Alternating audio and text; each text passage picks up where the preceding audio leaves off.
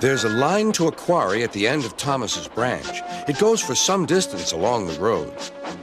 Thomas was always very careful to whistle here in case anyone was coming.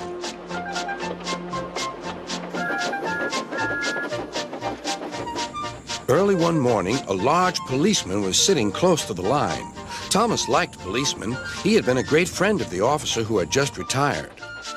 Beep, beep, he whistled. Good morning. Thomas expected that the new officer would be friendly too, but he was sorry to see that he didn't look friendly at all. He was red in the face and very cross. Disgraceful, he spluttered. I didn't sleep a wink last night. It was so quiet, and now engines come whistling suddenly behind me. I'm sorry, sir, said Thomas. I only said good morning. The policeman pointed to Thomas. Where's your cowcatcher? He asked. But I don't catch cows, sir. Don't be funny, snapped the policeman.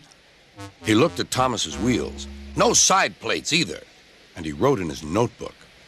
Engines going on public roads must have their wheels covered and a cowcatcher in front to protect people and animals from being dragged under the wheels if they stray onto the line. You haven't, so you are dangerous. Rubbish, said Thomas's driver. We've been along here hundreds of times and never had an accident. That makes it worse, the policeman answered. He wrote regular lawbreaker in his book. Thomas puffed sadly away.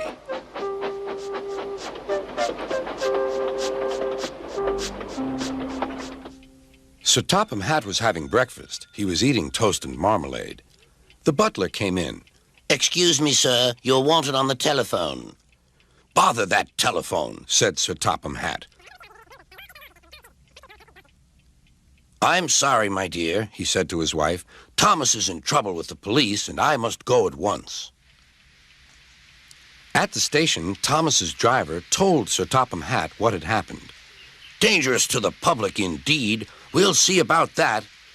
Sir Topham Hatt spoke to the policeman. But however much he argued with him, it was no good.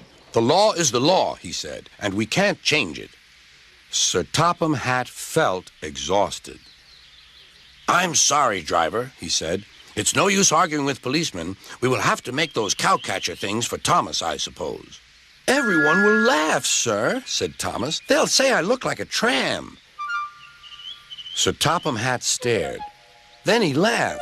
Well done, Thomas. Why didn't I think of it before? We need a tram engine. When I was on my holiday, I met a nice little engine called Toby. He takes freight cars from the farms, but the trucks are taking over most of his work and he needs a change. He has cowcatchers and side plates. I'll write to his superintendent at once.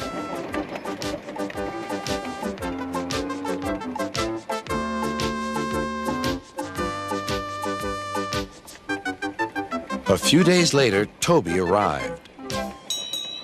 That's a good engine, said Sir Topham Hatt. I see you've brought your coach, Henrietta. You don't mind, do you, sir? Asked Toby. The station master wanted to use her as a hen house, and that would never do. No, indeed, said Sir Topham Hatt. We couldn't allow that.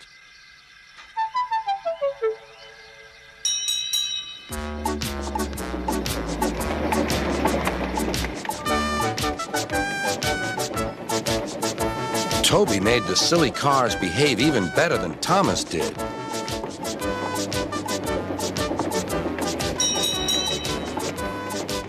Hey, you!